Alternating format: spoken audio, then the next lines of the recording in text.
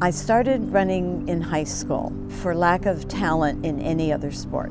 You know, I'm 5 feet tall, couldn't hit or throw, nobody would pick me for a team. We had a presidential physical fitness test and the only part I liked was the running part.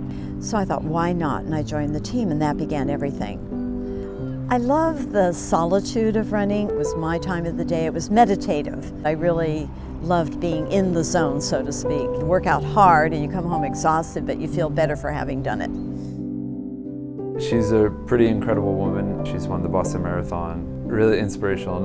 You know, I'm from the Boston area, so meeting a Boston Marathon winner is like such a treat. So it's cool. I won Boston in 1973, which is 50 years ago from now. They invited me back to shoot the starting gun and be queen for a day, every day for a week, and big celebration. Except I almost didn't get to go. At the last minute, out of the blue, my shoulder falls apart. In her shoulder, she had such severe arthritis that on the socket side, the bone had completely eroded away, so that the socket, which typically holds the ball in place, was gone. So that, of course, presents, you know, a unique challenge during reconstructive surgery.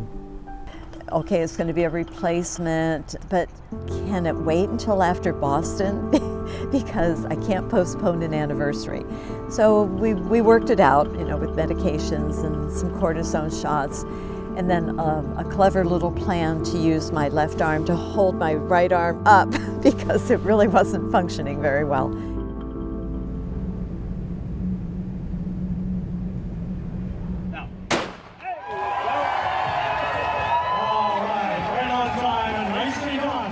And it was all a big success, and the gun went off and the race started. It was just perfect. And then I could come home and focus on my pre-op therapy and then the surgery.